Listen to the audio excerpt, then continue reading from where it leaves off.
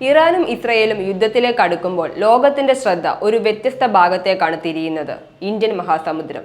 ഈ സമുദ്രത്തിൽ ഒളിഞ്ഞിരിക്കുകയാണ് അമേരിക്കയുടെ ഏറ്റവും രഹസ്യപരവും തന്ത്രപരവുമായ സൈനിക താവളം ഡീഗോ ഗാർഷ്യ. ഇന്ത്യക്കും ചൈനയ്ക്കും മിഡിൽ ഈസ്റ്റിനും അതീവ പ്രാധാന്യമുള്ള ഈ ദ്വീപ് ഇനി യുദ്ധത്തിന് പശ്ചാത്തലമാകുമോ? ഡീഗോ ഗാർഷ്യയെക്കുറിച്ച് നമുക്ക് കൂടുതൽ അറിയാം. വിസ്തൃത വ്യാപ്തി കൊണ്ട് ലോകത്തിലെ സപ്തസമുദ്രങ്ങളിൽ 3-ാം സ്ഥാനമുള്ളതും ഏഷ്യയുടെ ദക്ഷിണഭാഗത്തെയും ആഫ്രിക്കയും ഓസ്ട്രേലിയയും ഉൾപ്പെടെയുള്ള ഇതര ഭൂഖണ്ഡങ്ങളെ അതിരിടുകയും ചെയ്യുന്ന ഒരു മഹാസാഗരമാണ് ഭൂമിയുടെ 2 അർദ്ധഗോളങ്ങളിലായി സ്ഥിതി ചെയ്യുന്ന ഇന്ത്യൻ മഹാസമുദ്രമെന്ന് നമുക്കറിയാം. എന്നാൽ മേൽപ്പറഞ്ഞ വിശേഷണങ്ങൾക്കപ്പുറം പ്രസ്തുത മേഖലകളിലെ ഭൗമരാഷ്ട്രീയത്തിൽ കഴിഞ്ഞ 3/4 നൂറ്റാണ്ടായി സ്വാധീനം ചെലുത്തുന്ന ഒരു അമേരിക്കൻ സൈനിക താവളം ഈ സാഗരത്തിലുണ്ടെന്നതാണ് ഇതിന്റെ ശാക്തിക പ്രാധാന്യം വർദ്ധിപ്പിക്കുന്ന ഏറ്റവും വലിയ യാഥാർത്ഥ്യമെന്നത് ഇവിടെ ഓർക്കേണ്ടതുമാണ്. ഭൂമധ്യരേഖയ്ക്ക് തൊട്ടു താഴെയായി ഇന്ത്യൻ ഓഷനിൽ മാലദ്വീപിനും മൗറീഷ്യസിനും ഇടയിൽ സ്ഥിതി ചെയ്യുന്ന ഡീഗോ ഗാർഷ്യ ദ്വീപാണ് ഇപ്രകാരമുള്ള ഒരു മിലിറ്ററി ബേസിന്റെ സാന്നിധ്യം മൂലം ആഗോള വൻ ശക്തികളുടെ ശ്രദ്ധാകേന്ദ്രമായി ഇന്ത്യൻ മഹാസമുദ്രത്തെ മാറ്റിയിരിക്കുന്നത്. ഇവിടെയുള്ള ചാഗോസ് ദ്വീപ സമൂഹത്തിലെ വലിയ ദ്വീപുകളിൽ ഒന്നും ഏഷ്യയിലെ അമേരിക്കൻ സേനാ കേന്ദ്രങ്ങളിൽ വളരെ പ്രാമുഖ്യമുള്ള ഒരു ദ്വീപുമായ ഡീഗോ ഗാർഷ്യ ഇക്കാരണങ്ങൾ കൊണ്ട് തന്നെ ഇൻഡോ പസഫിക് റീജിയൻ അഥവാ IPRലെ സ്ട്രാറ്റജിക് ബേസുകളിൽ 1-ാം സ്ഥാനമാണ് അലങ്കരിക്കുന്നത് എന്നുള്ളതാണ് വസ്തുതയും. ദക്ഷിണാർദ്ധഗോളത്തിന്റെ വടക്കു പടിഞ്ഞാറായി നിലകൊള്ളുന്ന ഈ തന്ത്രപ്രധാന ദ്വീപിനെ കുറിച്ചുള്ള ഒരു സമഗ്ര വിശകലനമാണ് ചാണക്യന്റെ പുതിയ വീഡിയോ.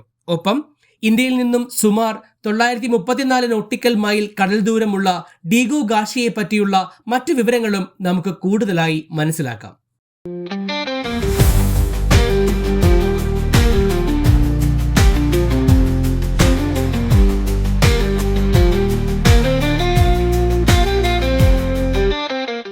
ഡീഗോ ഗാർഷ്യയുടെ ചരിത്രം.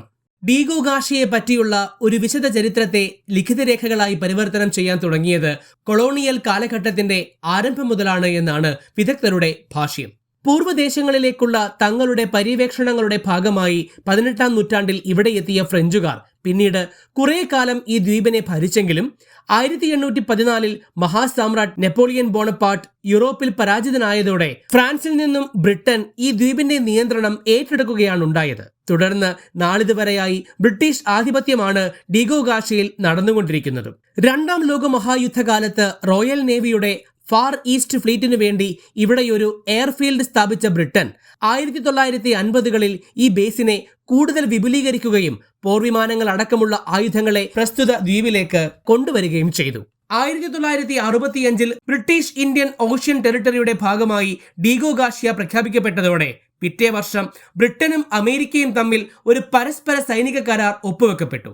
തൽഫലമായി ആണവായുധങ്ങൾ ഉൾപ്പെടെയുള്ള തന്ത്രപരമായ പടക്കോപ്പുകളടക്കം വിന്യസിക്കാനുള്ള അനുവാദത്തോടെ ഒരു സൈനിക താവളം ഈ ദ്വീപിൽ സ്ഥാപിക്കാനുള്ള അവകാശം അമേരിക്കൻ ഐക്യനാടുകൾ കരസ്ഥമാക്കി.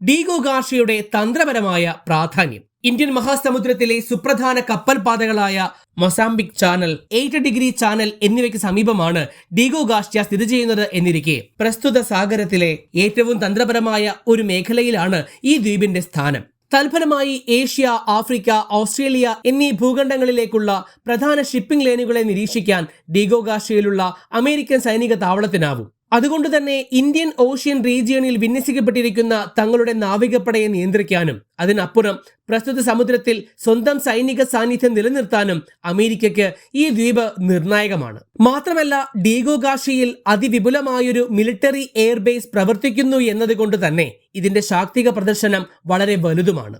ബോംബർ വിമാനങ്ങളും വിമാനവാഹിനികൾ ഉൾപ്പെടെയുള്ള യുദ്ധക്കപ്പലുകൾക്കും ഹാങ്ങറിംഗ്, ബർത്തിംഗ് സൗകര്യങ്ങളുള്ള ഇവിടെ അമേരിക്കയുടെ ആണവ അന്തർവാഹിനികളും പലപ്പോഴും തമ്പടിക്കാറുമുണ്ട്. ശീതയുദ്ധത്തിന്റെ അന്ത്യകാലത്ത് പേർഷ്യയിലും മധ്യ ഏഷ്യയിലുമായി അമേരിക്ക ഇടപെട്ട ഗൾഫ് യുദ്ധം, അഫ്ഗാനിസ്ഥാൻ യുദ്ധം, ഇറാഖ് യുദ്ധം തുടങ്ങി മിക്ക പോരാട്ടങ്ങളിലും ഡീഗോ ഗാർഷ്യയിൽ നിന്നും സേനാനീക്കം നടത്തിയിരുന്നു എന്നത് മറക്കാനാവുന്നതുമല്ല.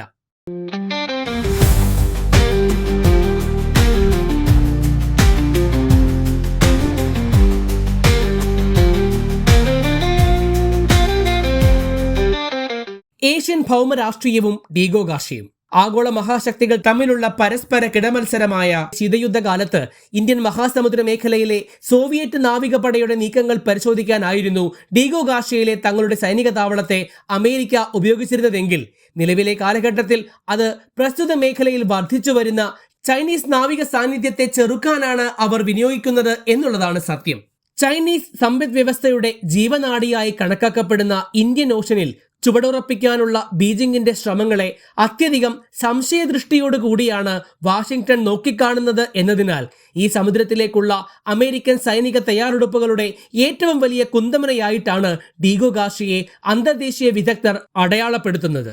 ഇൻഡോ പസഫിക് പരിധിയിൽ ചൈനയുമായുള്ള അമേരിക്കയുടെ നിശബ്ദ വൈര്യം സമീപഭാവിയിൽ കൂടുതൽ കടുക്കാൻ സാധ്യതയുള്ളതിനാൽ ഈ ദ്വീപിലേക്കുള്ള US സൈനിക നിക്ഷേപങ്ങൾ ഇനിയും വർദ്ധിക്കുമെന്നാണ് ഇവരുടെ നിഗമനവും. അതുകൊണ്ട് തന്നെ ചൈനയുമായി കടുത്ത ശത്രുതയുള്ള ദക്ഷിണ അർദ്ധഗോളത്തിന് വടക്കും തെക്കും സ്ഥാന രാജ്യങ്ങളുമായി ഒരു സുദൃഢ ബന്ധം ഊട്ടിയുറപ്പിക്കാൻ ഡീഗോ ഗാർഷ്യയുടെ പിന്തുണ അമേരിക്കയ്ക്ക് അനിവാര്യമാണെന്നാണ് പൊതുവെയുള്ള അഭിപ്രായവും.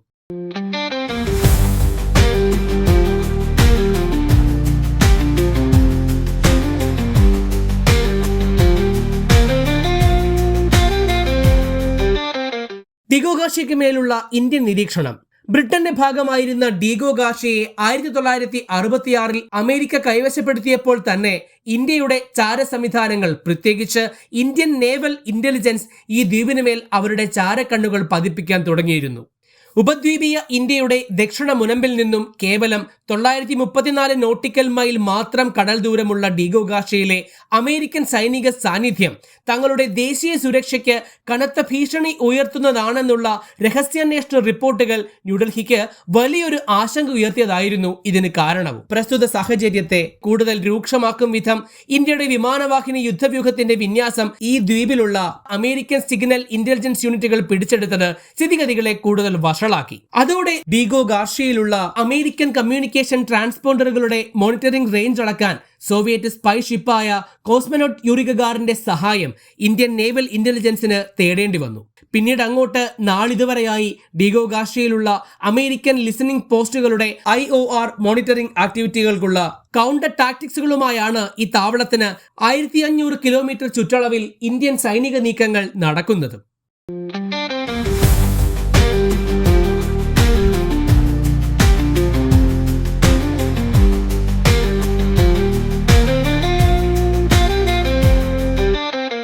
നിലവിൽ ഇൻഡോ പസഫിക് മേഖലയിൽ, വിശേഷിച്ച് ഇന്ത്യൻ ഓഷ്യൻ റീജിയണിൽ അമേരിക്കൻ സൈനിക സാന്നിധ്യത്തെ വ്യക്തമായി പ്രദർശിപ്പിക്കുന്ന ഒരു സൈനിക താവളമാണ് നേവൽ സപ്പോർട്ട് ഫെസിലിറ്റി അഥവാ NSF എന്നറിയപ്പെടുന്ന Diego Garcia military base.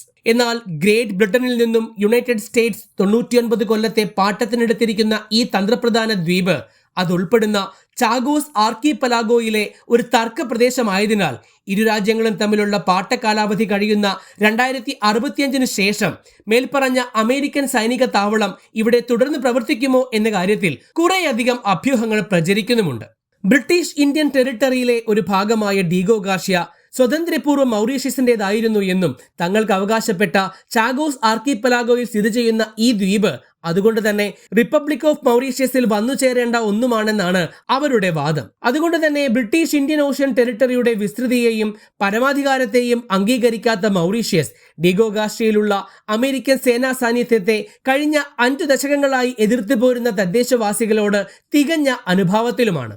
NS ഫെസിലിറ്റിയുടെ വിപുലീകരണത്തിനായി ഈ ദ്വീപിൽ നിന്നും പുറത്താക്കപ്പെട്ട 100 കണക്കിന് ഗോത്ര നിവാസികൾ മൗറീഷ്യസിലാണ് അഭയം തേടിയിരിക്കുന്നത്. എങ്കിലും ഡീഗോ ഗാർഷ്യയെ മാത്രം ഒഴിവാക്കി ചാഗോസിലെ അവശേഷ ദ്വീപുകളെ അവർക്ക് തിരിച്ചേൽപ്പിക്കാൻ ബ്രിട്ടീഷ് സർക്കാർ ചർച്ചകൾ തുടങ്ങിയിരിക്കുന്നത് മൗറീഷ്യസിന്റെ പ്രസ്തുത ആവശ്യത്തിന് തിരിച്ചടിയുമാണ്.